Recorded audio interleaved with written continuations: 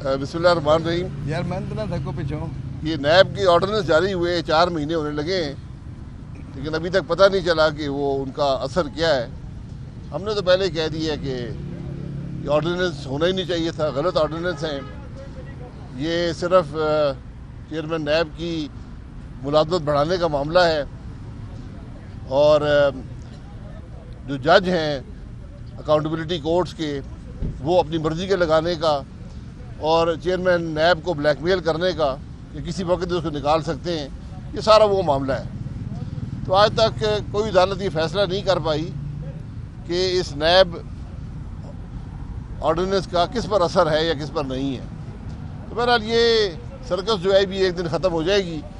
हमने पहले भी काफ़ी भुगता है, और मैंने उस दिन भी लाहौर में कहा कि नैब के बनने से पहले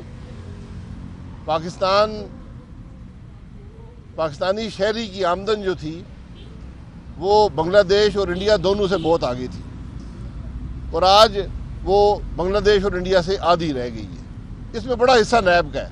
आप यकीन कर लें, इस पाकिस्तान की मईशत की तबाही में, हुकूमत की तबाही में, मुल्क के मामलात की तबाही में बड़ा हिस्सा इस नैब का है। और ये वो नैब है जो पिछले 4 साल में 1.4 अरब रुपया मुल्क के ख़जाने में जमा करा सकी है, और इसी अरसे में 24 अरब रुपया खर्च कर चुकी है। मैं बार बार सवाल करता हूँ चेयरमैन नैब से कि अपनी इदारे से ये पूछ लें कि 21 साल में उन्होंने कितने सियासतदानों को कन्विक्ट किया है और उनसे कितनी रकम बरामद की है। यही दूध का दूध पानी का पानी हो जाएगा। अब मुल्क के मामलात जो हैं वो आपके सामने, हर रोज़ एक नया स्कैंडल मुल्क के अंदर आता है, जवाब देने वाला कोई है नहीं। इंसाफ के निज़ाम पर जो अवाम का एतमाद पहले ही नहीं था, आज इतने बड़े शक और शुबे पैदा हो गए हैं कि खौफ आता है कि मुल्क बनेगा क्या। आज अवाम किसकी तरफ देखें? हुकूमत की नाकामी है, हुकूमत की करप्शन आपके सामने है। मुल्क में अदल के निज़ाम में जो कुछ हो रहा है वो भी आपके सामने है। मीडिया की हालत आपके सामने है। महंगाई अरूज पर है, कोई पूछने वाला नहीं है। दुनिया में जितनी महंगाई पाकिस्तान में हो रही है, दुनिया के किसी मुल्क में नहीं है। और फूड इन्फ्लेशन यानी खाने पीने की अशिया की जो महंगाई है वो दुनिया में पाकिस्तान नंबर 1 पर है। ये बदनसीबी है, ये इमरान खान की नाकामी, उसकी हुकूमत की करप्शन का नतीजा है कि आज पाकिस्तान की अवाम इस महंगाई की चक्की में पिस रहे हैं।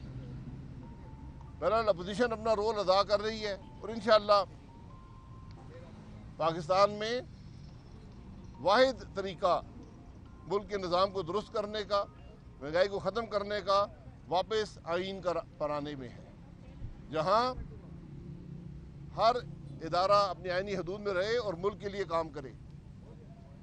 वो ये अदालतें ना चला रहे हों, वो बेलें ना रिजेक्ट करा रहे हों, वो कन्विक्शन ना करा रहे हों।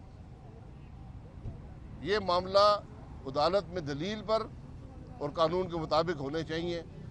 सिफारिशात पर केसों के फैसले नहीं होने चाहिए। जी भाई साहब, आपने स्कैंडल की बात की है, साबिक चीफ जस्टिस साकिब निसार का पहले भी एक इल्जाम लगा राना शरीफ साहब ने, ऑडियो स्कैंडल सामने आया था, उसके ऊपर हुकूमत भी वजारतें देने लगी है, तो आप क्या कहेंगे? जी, हुकूमत का इससे काम क्या है? यहीं से सारा स्कैंडल शुरू होता है।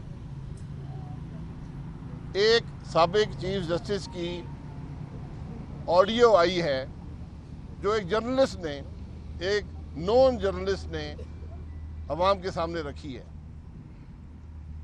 आज तक कोई ये नहीं कह सका कि उस ऑडियो की आवाज़ चीफ जस्टिस की नहीं है। मेरा इस ऑडियो से कोई ताल्लुक नहीं है, ना ही मैं ताल्लुक बनाना चाहता हूँ। हुकूमत इसे रिश्ता कायम करना चाहती है कि ये ऑडियो गलत है। क्यों चाहती है?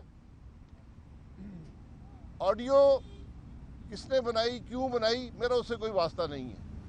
हकीकत ये है कि उस ऑडियो में मुल्क का चीफ जस्टिस ये कह रहा है अपने अल्फाज में اپنی زبان میں اپنے لہجے میں کہ مجھے حکم ہے کہ نواز شریف اور مریم نواز کو سزا دینی ہے. حکم کس کا ہے یہ کوئی پتہ نہیں ہے. چیف جسٹس صاحب کس کو کہہ رہے ہیں وہ بھی ایک دن بات سامنے آ جائے گی. دوسرا شخص جو اس ٹیلی فون کال پر ہے وہ کون ہے.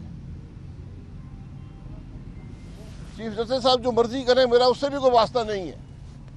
قانون توڑنا چاہتے ہیں, قانون نہیں سمجھتے, آئین کو توڑنا چاہتے ہیں, یہ ان کی مرضی ہے, لیکن اس کا اثر مجھ پر ہوتا ہے. اب یہ واضح ہے, چیف جسٹس کی آواز میں واضح ہے کہ نواز شریف اور مریم نواز کو ایک حکم کے تحت, ایک سازش کے تحت سزا دلوائی گئی ہے. پہلے جج ارشد ملک کا معاملہ آیا, پھر ایفیڈیوٹ کا معاملہ آیا, آج آڈیو ریکارڈنگ بھی آ گئی ہے. مجھے تو انصاف چاہیے. آپ سارا دن فورینسک انالیسس کرائیں, جو مرضی کرائیں.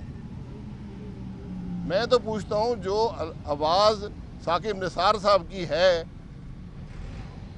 جس کے نتیجے میں مجھے آپ نے کنوکٹ کیا, 3 سال کے وزیر اعظم کو, ہماری بہن مریم نواز کو کنوکٹ کیا,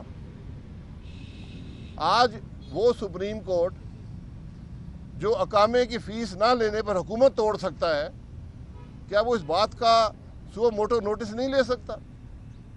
میرا سوال صرف یہ ہے کہ میں انصاف کے لیے کس کے پاس جاؤں گا؟ آج ملک میں کوئی ادارہ ہے جس پر پاکستان کے عوام یقین کر سکتے ہیں؟ کوئی ادارہ ہے جو اس معاملے میں انصاف دے سکتا ہے؟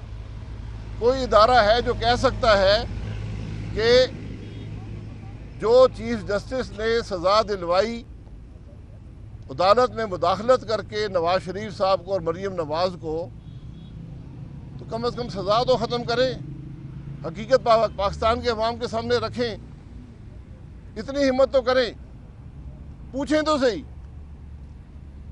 ثاقب نثار صاحب سے آپ پوچھ نہیں سکتے کہ آپ نے بات کہی ہے یا نہیں کہی؟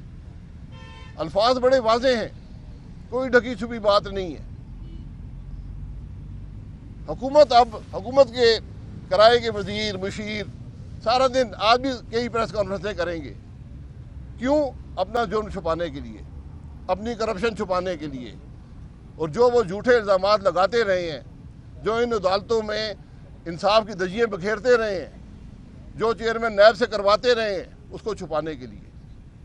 تو میں تو انصاف کی توقع رکھتا ہوں, انصاف کا طلبگار ہوں. ٹیپ صحیح ہے نہیں ہے آپ دیکھ لیں, ایفیڈیوٹ صحیح ہے نہیں ہے آپ دیکھ لیں. ایفیڈیوٹ بھی ایک سپریم کورٹ کے جج نے دیا, بلا کے پوچھیں اس سے. جو ریکارڈنگ ہے وہ بھی ایک جرنلسٹ سے دی, اس کو بلا کے پوچھیں. لیکن انصاف کے نظام پہ عوام کا اعتماد کون بحال کرے گا؟ یہ کام آج پاکستان کی سپریم کورٹ کا ہے. شکریہ جی. جی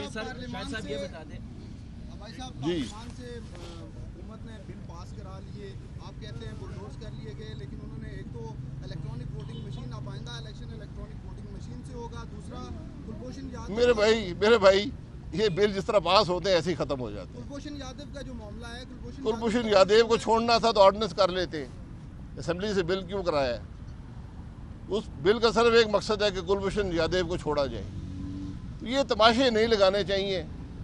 ملک میں قانون اس طرح نہیں بدلے جاتے, ملک کے انتخاب کا نظام اس طرح نہیں بدلا جاتا.